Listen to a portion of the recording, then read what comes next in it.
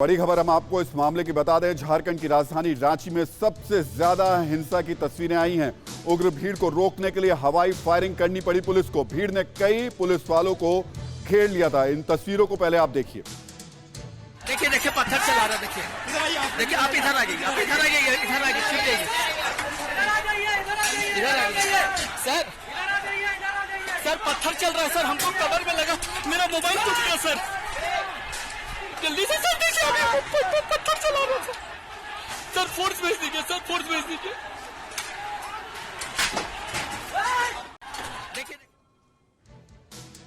और आपको बता दें कि रांची में बवाल के बाद पर कर्फ्यू लगा दिया गया है। आगजनी और पथराव के बाद रांची में कर्फ्यू इस वक्त लगाया गया है। पुलिस उपद्रवियों को घर जाने का अल्टीमेटम दे रही है, लेकिन उससे पहले जो तस्वीरें देखी गई वो सवाल खड़े करती हैं कि आखिर इन लोगों के हाथ में पत्थर आए कैसे, आखिर इन लोगों के हाथ में इस तरह कानून तोड़ने की हिम्मत आई कैसे। अपने अपने घरों में जाइए, ये आपको अंतिम चेतावनी दी जा रही है। अपने अपने घरों में जाइए, यहाँ पे भीड़ लगाने का कोई मतलब नहीं है। आप अभिनंदन किधर भीतर हो जाए, आपको आदेश दिया जाता है कि अपने अपने घरों पे चले जाए। अभिनंदन भीड़ को किधर भीतर करे, आपको आदेश दिया जाता है कि अपने अपने घरों पे चले जाए। आपका मजमा नाजायज घोषित कर दिया गया है। आप अभिनंदन। अब सवाल ये कि आखिर ये हिंसा किसने भड़काई, वो कौन लोग हैं जो इस हिंसा के पीछे हैं, क्योंकि एक साथ आधे हिंदुस्तान में हिंसा कोई संयोग नहीं है। इस हिंसा के पीछे एक सुनियोजित साजिश है। हम सबसे पहले आपको कानपुर के उस मौलाना का बयान सुनाते हैं जिन्होंने सिर पर कफन बांधकर निकलने की बात कुछ दिन पहले कही थी। वो ठेकेदार है हमारे मजहब का क्या यार, हमारा मजहब है। आप कौन होते हैं उसमें उंगली उठाने वाले किसी शख्सियत पर? आपको ये राइट नहीं कि हम उसको बर्दाश्त नहीं कर पाते हैं। हम इस मामले में तो अल्लाह के रसूल सल्लल्लाहु अलैहि वसल्लम का मामला आ जाए, हम तो उसमें मरने को, जीने को, गर्दन कटवाने को तैयार रहते हैं।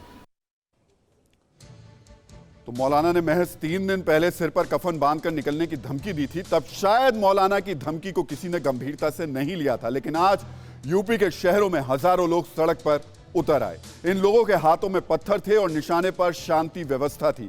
ये उपद्रवी वाकई सिर पर कफन बांध कर निकले थे, क्योंकि पुलिस ने जहां भी इन्हें रोकने की कोशिश की, इन्होंने पत्थर बरसाए। पुलिस ने संयम से काम लिया, अन्यथा तय था कि अगर पुलिस ने शांति बहाली के लिए बल प्रयोग किया होता तो यकीनन ये उपद्रवी भीड़ सड़क पर बहुत ज्यादा खराब स्थिति में दिखाई देती।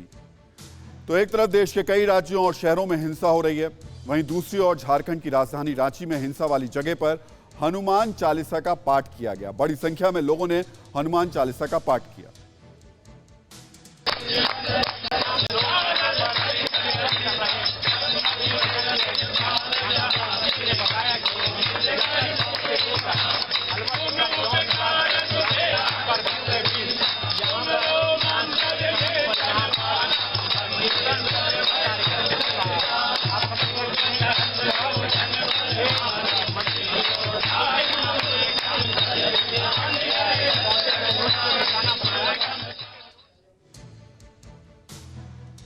तो देश भर में हुई इस हिंसा की साजिश में कई किरदार बेनकाब होंगे। हम आज आपको उन चेहरों से रूबरू करा रहे हैं जिन्होंने हिंसा की बुनियाद तैयार की। इन कट्टरपंथियों के भड़काऊ बयानों ने एक छोटे से मुद्दे को इतना भड़काया कि हजारों लोग सड़क पर उतर आए। तुम मुझे गाली दो, बर्दाश्त है। तुम मेरे वालिदैन को गाली दो, बर्दाश्त है। तुम मेरे खानदानों को बुरा कहो, बर्दाश्त है। लेकिन मेरे नबी की शान में अगर एक लफ्ज भी बोला तो याद रख लो, जबान काट ली जाएगी। हाथ उठाओगे, हाथ काट लिया जाएगा। उंगली उठाओगे, उंगली काट ली जाएगी। अगर निगाहें भी उठी ना तो निकाल कर बाहर फेंक देंगे।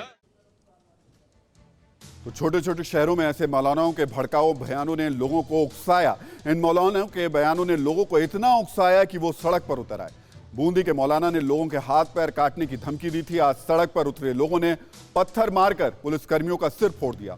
पत्थरबाजों ने आज सरकारी संपत्ति को नुकसान पहुंचाकर देश का हाथ पैर काटने की कोशिश की। परवाह देश की, सोमवार से शुक्रवार रात 10 बजे TV9 भारतवर्ष पर।